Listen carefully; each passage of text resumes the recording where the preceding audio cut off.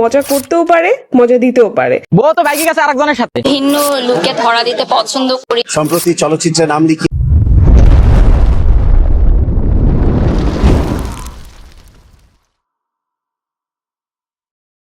আসসালামু আলাইকুম আব্বা। ওয়ালাইকুম আসসালাম বাজান, ভালো আছো?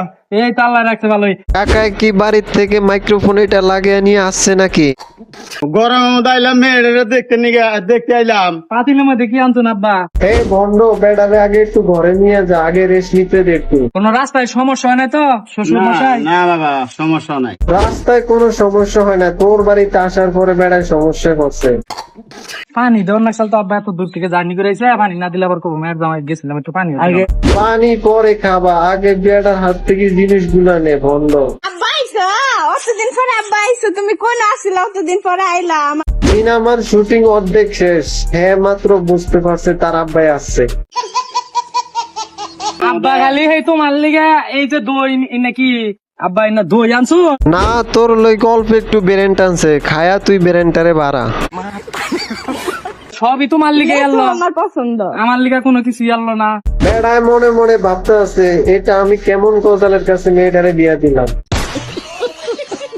আমি আরো চিন্তা ভাবনা করতেছি কি রে শ্বশুর হঠাৎ করে আওয়া বন্ধ করে দিল, আয় না কাহিনী। তোর জ্বালায় বেটায় আসে না, আসলেই তো বেটারে লইয়া টিকটক শুরু করো।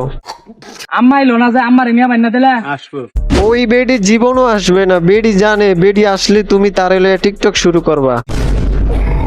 কয়েকদিন কালকে ঠান্ডা মাথায় তারপর আবার রওনা দিবেন ময়মনসিংহ। বেড়ায় এখনো ঘর পর্যন্ত যাইতে পারে না, আর হ্যাঁ যাওয়ার দিন তারিখ সব ঠিক করে ফেলছে। যেহেতু আমি সম্প্রতি চলচ্চিত্রে নাম লিখিয়েছি, দুটো ছবি সাইন করেছি। তা ভাই আপনারে কিসের চরিত্র দেয়া হয়েছে, নায়িকার বান্ধবী নাকি? আমার এই অঙ্গনে এখন আমার রেগুলারই যাতায়াত করা উচিত। কেন জানি আমার মনে হয়েছে হ্যাঁ সিনেমার ভিতরে শাড়ি আর ব্লাউজ পরে এন্ট্রি নিবে।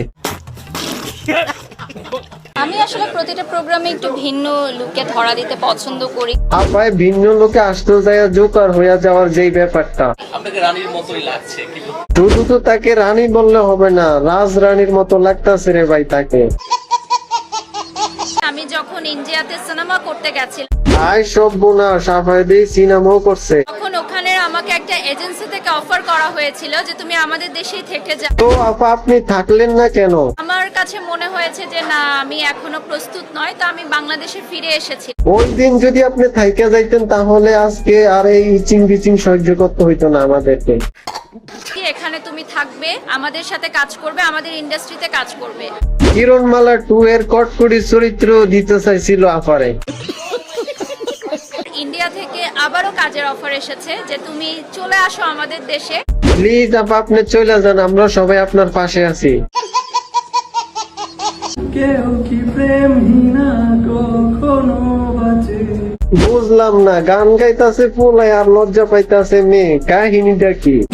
তুমি তুমি শুধু এই মনে রানাচে। ওই যে পিছনে বসে থাকা বেড়াটারে দেখতাছেন না, ওইটাই আমি। ও খুব বাচ্চাদের মতো, ও মজা করতেও পারে, মজা দিতেও পারে। না, আমাদের মোস্তাক কাকা তিশা বাবুকে কতটা ভালোবাসে দেখুন, কি সুন্দর বাচ্চাদের মতো তার সাথে খেলনা করতে আছে। আমার মার পেটের ভাই যে আমার সাথে এরকম করবে তা আগে বুঝতে পারি। আজকে আবার কি ক্ষতি করছে ভাইয়া? ভাই এই যে দেখেন আমার দোকানের সামনে সব ধান রুই দিয়েছে। এ বন্ড দোকানের সামনে ধান লাগাইছে মানে, নাকি তুমি ধান ক্ষেতের ভিতরে দোকান বসাইছো? বিদেশ থেকে বোর কাছে 20 লাখ টাকা পাঠাইছিলাম এই ঘর করার জন্য। কত টাকা পাঠাইছিলেন? ভাই 20 লাখ টাকা দিছি আমি। বউ কই? বউ তো বাইকে গেছে আরেকজনের সাথে। ঠিকই আছে, খুব মিছা কথা শিখছো তুমি।